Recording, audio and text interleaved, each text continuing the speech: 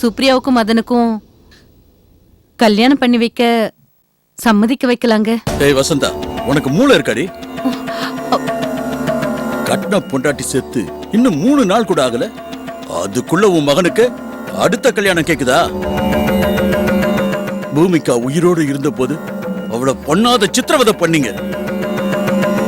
ஏய் அங்க பாருடி, அவ போட்டோவை பாரு. பாரு.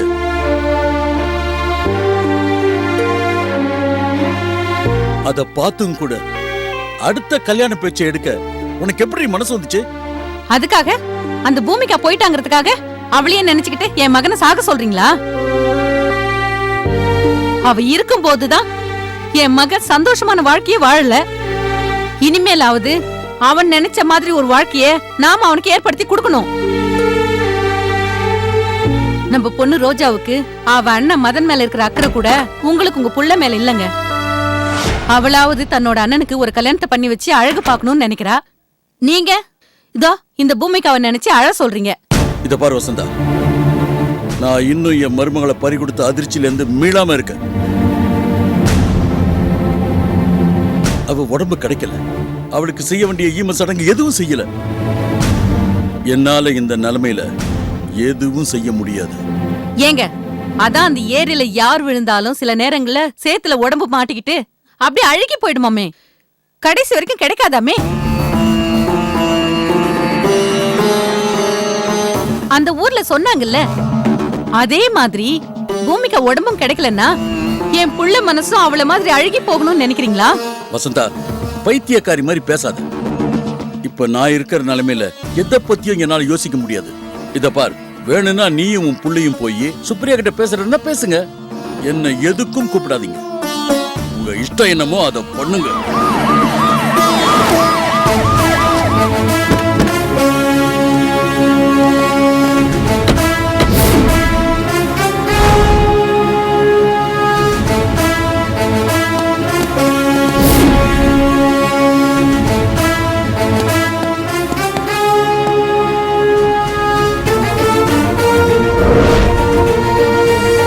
ஐயா, கொஞ்சம் வரீங்களா?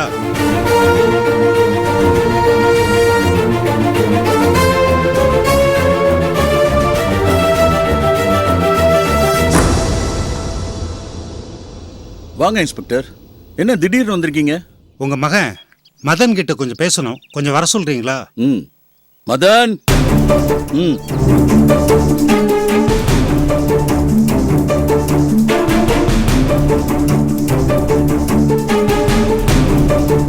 மிஸ்டர் மதன், நீங்களும் உங்க மனைவி பூமிகாவும் ஏலகிரி போனீங்கல்ல? ஆமா, போனோம். போன இடத்துல உங்க மனைவி ஏரியில தவறி விழுந்து இறந்துட்டதாக நீங்க ஸ்டேட்மெண்ட் கொடுத்துருக்கீங்கல்ல? ஆமா, அதுல என்ன சந்தேகம்? சந்தேகம் இருக்கு மிஸ்டர் மதன்.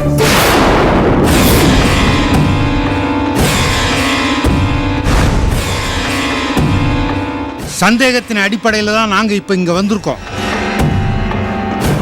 உங்க மனைவி தவறி விழுந்து சாகல, அவங்க தள்ளிவிடப்பட்டதுனால தான் இறந்து போயிருக்காங்க.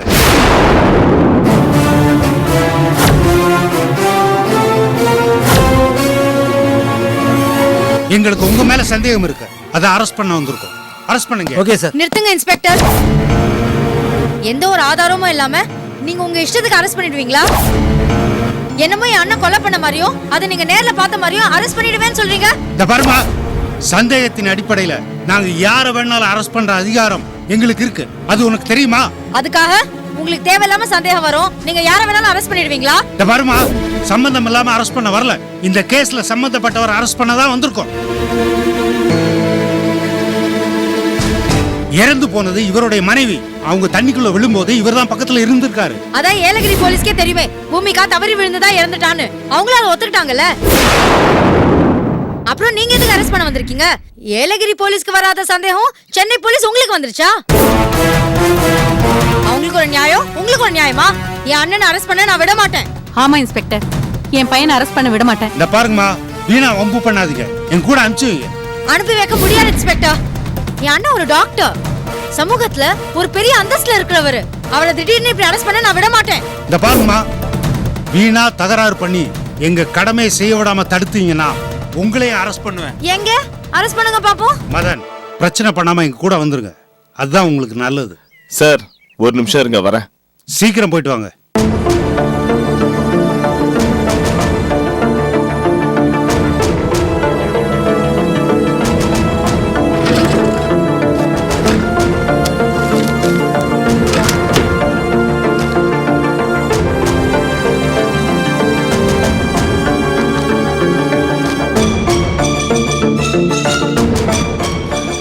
இந்தாங்க, என்னது இது? வாங்கி பாருங்க. இது ஆன்டிசிபேட்டரி பெயில், முன்ஜாமீன் வாங்கி வச்சிருக்கேன். படிச்சு பாருங்க. இப்ப நீங்க என்ன அரெஸ்ட் பண்ண முடியாது இன்ஸ்பெக்டர்.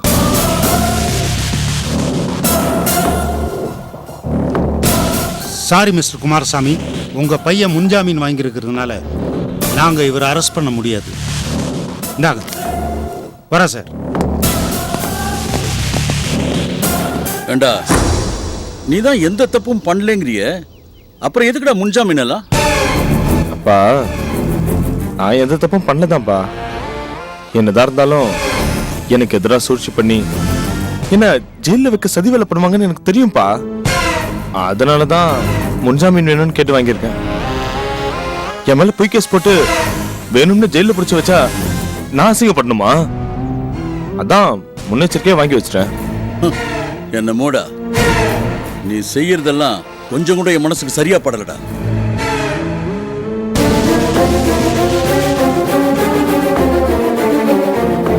அப்பாடா, இப்பதான்டா எனக்கு உசிரே வந்திருக்கு. ஒருவேளை அவங்க உன்னை அரெஸ்ட் பண்ணி ஜெயிலுக்கு கொண்டு போயிருந்தா உன் நிலைமை என்னடா ஆயிருக்கும்? மா, என் அண்ணன் என்ன அவ்வளவு விவரம் இல்லாத ஆளா? அவ்வளவு சீக்கிரம் அரெஸ்ட் பண்ணிட முடியுமா?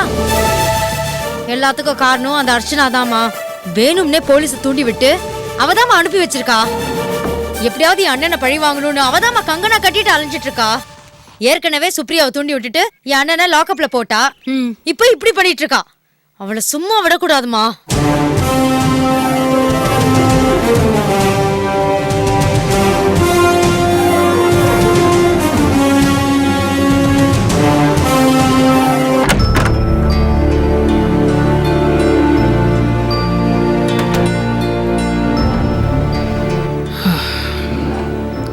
அர்ச்சனா, அந்த மதன் அரஸ்ட்ல தப்பிச்சிட்டானே.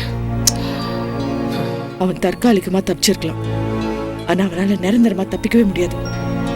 சரி, அப்ப அந்த மதனை கைது பண்றதுக்கு அடுத்து என்ன பண்ண போற?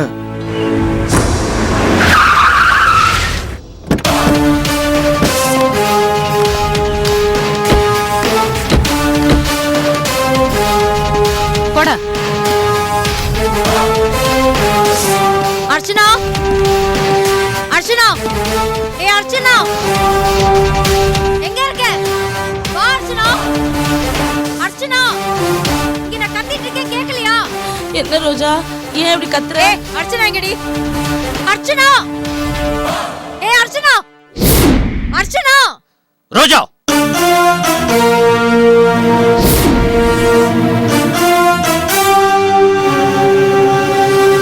என்ன ரோஜா, குரல் ரொம்ப பலமா இருக்கு, ரொம்ப சவுண்ட் விடுற. எதா இருந்தாலும் என்கிட்ட பேசு. நான் அர்ச்சனா கிட்ட தான் பேசணும். என் கேள்விக்கு பதில் அர்ச்சனா கிட்ட மட்டும் தான் இருக்கு, உங்ககிட்ட எல்லாம் இல்ல. அர்ச்சனா, அர்ச்சனா, எங்க மேல இருக்கலா? நீங்க கூப்பிடுறீங்களா இல்ல நான் கூப்பிடணுமா? அர்ச்சனா, அர்ச்சனா, அர்ச்சனா, அர்ச்சனா.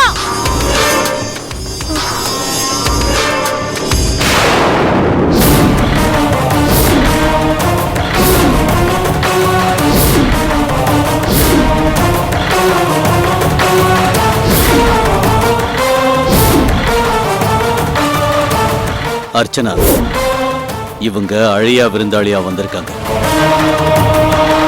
வந்தவங்களை வரவேற்கிறது தான் நம்ம கடமை. ரோஜா நம்ம வீட்டு பொண்ணு, அவளுக்கு மரியாதை கொடுக்கணும்னு அவசியம் இல்லை. மதனையும் வசந்தாவையும் உட்கார சொல்லு. உங்க மரியாதை யாருக்கு வேணும்? ஏன் அர்ச்சனா, நாங்களே பூமிகா எங்களை விட்டுட்டு போயிட்டாலேன்னு துக்கத்துல இருக்கோம். என் பையன் பூமிகா இருந்த கவலையில இருக்கான்.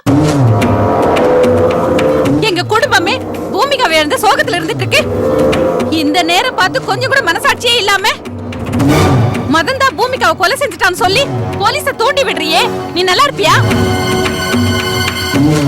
என்ன கலெக்டர், பூமிக்கா உயிரோடு இருந்தப்போ பூமிக்காவை தூண்டி விட்டு எனக்கு நடக்கிற இந்த கல்யாணத்தை தடுத்த. இப்ப பூமிக்காவே செத்து போயிட்டா. அவ செத்ததுக்கு என்ன கொலை குற்றவாளியாக்க பாக்குறியா? பூமிக்கா விஷயத்த பெருசாக்கி நீ ஏதாவது செய்வான்னு தெரிஞ்சுதான் நான் உஷாரா முன்ஜாமீன் வாங்கி வச்சிருந்தேன். இனிமே உன் கலெக்டர் ஆர்டராலையும் என்ன ஒண்ணும் செய்ய முடியாது, சட்டமும் என்ன ஒண்ணும் பண்ண முடியாது. தூங்குறவனை எழுப்பிடலாம், தூங்குற மாதிரி நடிக்கிறவனை எழுப்ப முடியாது. நீ தான் பூமிக்காவை உயிரோட தண்ணிக்குள்ள தள்ளி கொலை பண்ணிருக்க.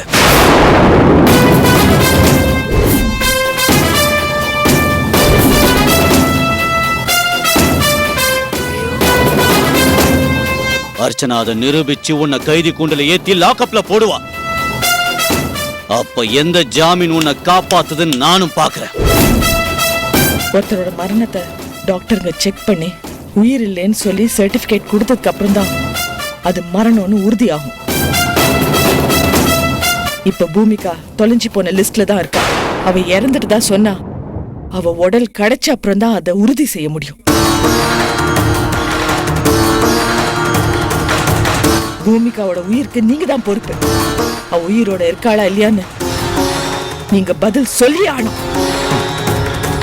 நான் ஏற்கனவே ஏலகிரி போலீஸ்க்கும் பாடியை தென்ன ஃபயர் சர்வீஸ்க்கும் பதில் சொல்லியாச்சு. போட்மேன் உட்பட எல்லாருமே பூமிகா சாவு தற்செயலானதுன்னு சொல்லிட்டாங்க. பூமிகாவோட டெட் பாடி கிடைக்காம கடைசியா ஃபயர் சர்வீஸும் கையை விரிச்சிட்டாங்க. அதுக்கப்புறமும் நான் தான் கொலை செஞ்சேன்னு எதுக்கு நீ மறுபடியும் பிரச்சனையை கிளப்புற? என்ன பழிவாங்க உன் அதிகாரத்தை பயன்படுத்தி முடிஞ்சு போனதை திரும்ப தூசி தட்ட பாக்குறியா? என்ன டாக்டர், பூமிகா தங்கச்சியை கொலை பண்ற எண்ணத்துலதான் ஏலகிரியில நீ பைத்தியக்காரனா நடிச்சு கொலை பண்ண பார்த்த. அந்த விஷயம் அர்ச்சனாவுக்கு தெரிஞ்சு பூமிகாவுக்கு பாதுகாப்பா இருக்கணுங்கிறதுக்காக தான் அர்ச்சனா என்னையே ஏலகிரிக்கு அனுப்பி வச்சது.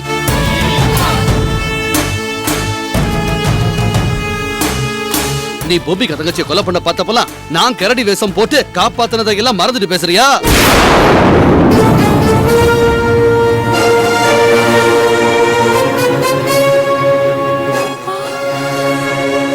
என்னது பொண்ணுங்க, நீ ஏலகிரி வந்தியா?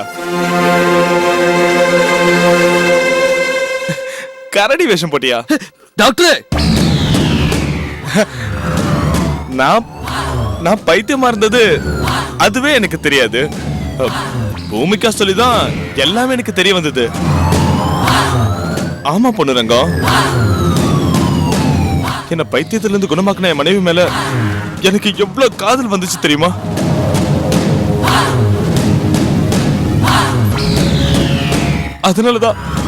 அதனாலதான் நான் அவளை போட்டிங்கே கூட்டிட்டு போனேன். நானே எதிர்பார்க்காத வகையில போட்ல இருந்து தவறி விழுந்து தண்ணிக்குள்ள முழுகி செத்து போயிட்டா.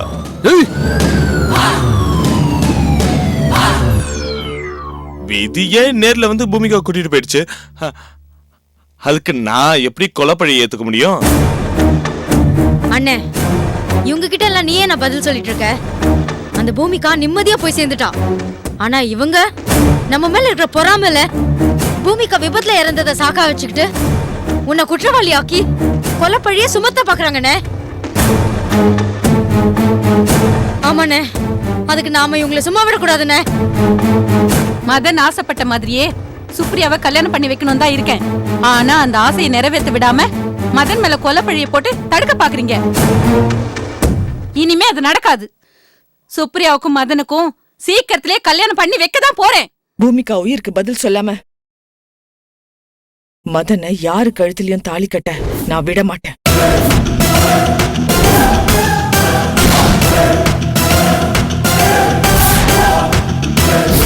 அதையும் பார்க்கலாம். சுப்ரியா கழுத்துல தாலி கட்டி என் பொண்டாட்டி ஆக்கதான் போறேன்.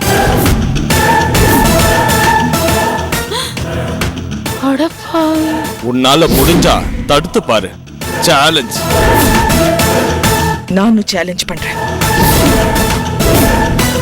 பூமிகாவை கொலை செஞ்சதுக்கு உங்களை குற்றவாளி கூண்டுல ஏத்து உங்க கையில விலங்கு மாட்டதான் போறேன். நானும் பாக்குறேன் இந்த ஐஏஎஸ்ஆ இல்ல எம்பிபிஎஸ்ஆன்னு. உன் அண்ணன் தான் கொலை குற்றவாளிங்கிறதுக்கு என்கிட்ட எவிடன்ஸ் இருக்கு. உன் அண்ணன் ஜெயிலுக்கு போறத நீ சீக்கிரம் பார்க்க தான் போற. என்ன அரெஸ்ட் பண்றதுக்கு நீங்க எத்தனை போலீஸ வேணா அனுப்புங்க, உங்களால ஒண்ணும் பண்ண முடியாது. என்ன எத்தனை கோர்ட்ல வேணா ஏத்துங்க, ஆனா நீங்க நினைக்கிறது மட்டும் நடக்கவே நடக்காது. ஆனா நான் நினைக்கிறது நடக்கும். சுப்ரியா கழுத்துல நான் தாலி கட்டுறது நடக்கும். உங்களால அதை தடுக்கவே முடியாது. வாமா. நில்லுங்க.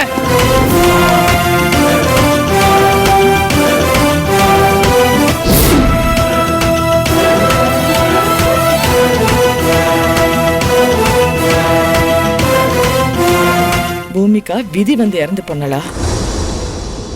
விதியை கூட நீங்க ஜெயிச்சிடலாம், ஆனா என்ன ஜெயிக்க முடியாது.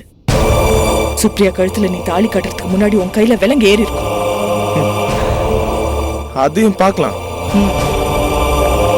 ஏ அர்ச்சனா, உனக்கு பவர் இருக்குங்கிறதுக்காக முடிஞ்சு போன பூமிகா கேஸ தோண்டி எடுத்து என் அண்ணனை குற்றவாளி கூண்டுல நிறுத்த பாக்குறியா?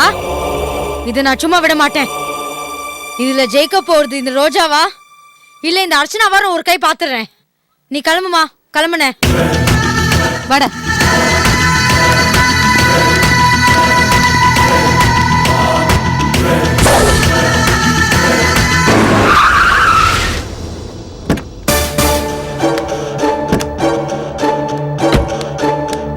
அம்மா. அம்மா. என்னடா? அம்மா, எனக்கு பயங்கரமா பசிக்குதுமா, சாப்பிட ஏதாவது கொடுமா.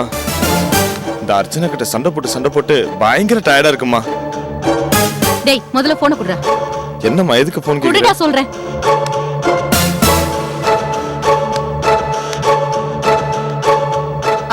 நான் தாங்க பேசுறேன். எங்க இருக்கீங்க?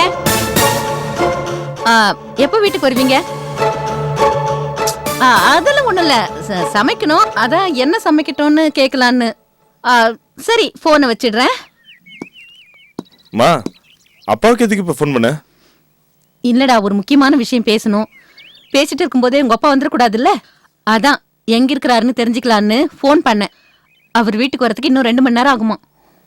அப்படி என்ன அப்பாவுக்கு தெரியாத ரகசியம்? அப்படி என்ன பேசணும்? இருக்குடா மதன், அர்ச்சனா உன்னை கைது பண்ணுவேன்னு உறுதியா சொல்றாளே, நாம பண்ண தப்புக்கு அவகிட்ட ஏதாவது ஆதாரம் கிடைச்சிருக்குமோ? ஒரு ஆதாரமும் கிடையாதுமா. அப்படியே இருந்தாலும் கிடைக்காது. என்னடா சொல்ற? எப்படி சொல்ற? திட்டம் போட்டு செஞ்சது யாரு? நான் இல்ல. தப்பா ஆதாரத்தோட செய்வேன்? எந்த ஆதாரமும் கிடையாது, கிடைக்காது. மா, தப்பா பண்ணதாமா தப்பு. தப்ப சரியா பண்ணிட்டா அது தப்பே கிடையாது. மா, இப்ப நான் சொன்னது உனக்கு புரிஞ்சுதா? இப்ப நீ சொன்னது தாண்டா புரியல, குழப்பமா இருக்கு. அம்மா, ஒரு குழப்பமும் இல்லம்மா. இங்க பாரு, இந்த அர்ச்சனா சொல்றதெல்லாம் நீ நம்பாத. எல்லாம் பக்கவா நான் திட்டம் போட்டு தான் செஞ்சிருக்கேன். நம்மள அர்ச்சனாவால ஒண்ணும் செய்ய முடியாது. சும்மா வாய் உதார் விடுறாமா, சும்மா அப்படியே மிரட்டி பாக்குறா. இதுக்கெல்லாம் பயந்துருவோமா? அர்ச்சனா என்ன கேஸ் வேணா போட்டோம், எப்படி வேணா கேஸ் போட்டோம், ஒன்னும் பண்ண முடியாது. ஏண்டா, அப்போ அர்ச்சனா நம்ம கிட்ட அவகிட்ட ஆதாரம் இருக்குன்னு சொன்னதெல்லாம் பொய் தானே? 100% வடி கட்டின சுத்தமான அக்மார் பொய். நீ என்ன நம்புமா? இங்க பாரு, இந்த மாதிரி எங்கேயும் போய் உளறி கொட்டிடாத. நான் எங்கடா போய் உளற போறேன்? எங்க அர்ச்சனா கிட்ட மாட்டி போகும்னு பயமா இருக்கு, அதான் உங்ககிட்ட கேட்டு தெரிஞ்சுக்கிட்டேன். அம்மா, அர்ச்சனாவை நம்ம கண்டுக்காம விட்டுட்டு நாம நம்ம வேலையை பாப்போமா. அவ நம்மள தொந்தரவு பண்ணக்கூடாது, அவ்வளவுதான். அத மீறியும் தொந்தரவு பண்ணானா அப்ப பாத்துக்கலாம் அவள. அவ எவ்வளவு தூரம் போறாளோ போட்டோமா. அவளை எங்க அடிக்கணுமோ அங்க சரியா அட்டாக் பண்ற. இப்ப நம்ம செய்ய வேண்டியதெல்லாம் முதல் வேலையா சுப்ரியா வீட்டுக்கு போய் அவளை கன்வின்ஸ் பண்ணி கல்யாணத்துக்கு சம்மதிக்க வச்சு அடுத்த கட்டமா கல்யாண வேலையை ஆரம்பிக்க வேண்டியதுதான். எந்த சுப்ரியாவை நான் கல்யாணம் பண்ணிக்க கூடாதுன்னு அர்ச்சனை என் வாழ்க்கையை கெடுத்தாலோ அதே சுப்ரியாவை நான் கல்யாணம் பண்ணணும். அத அந்த அர்ச்சனா அவர் 2 கண்ணாலையும் பார்க்கணும். டேய் சபாஷ் சபாஷ் சபாஷ். சுப்ரியாவை உனக்கு கல்யாணம் பண்ணி வைக்க வேண்டியது என்னோட வேலை, என்னோட கடமைடாது. நீ அத பத்தி கவலைப்படாத. அந்த அர்ச்சனா உன்னை ஏதாவது செய்யறதுக்கு முன்னாடி நாம ஏதாவது செஞ்சு முந்திக்கணும்டா. மா அவளால நம்மள ஒண்ணும் செய்ய முடியாதுமா. சீக்கிரம் மாமா சுப்ரியாட்ட போய் பேசலாம். அப்படியே அர்ச்சனா என்ன கைது செய்ய ஆதாரத்தோட வந்தாலும் அந்த அர்ச்சனா வரத்துக்கு முன்னாடி சுப்ரியா கழுத்துல நான் தாலி கட்டி இருக்கணுமா.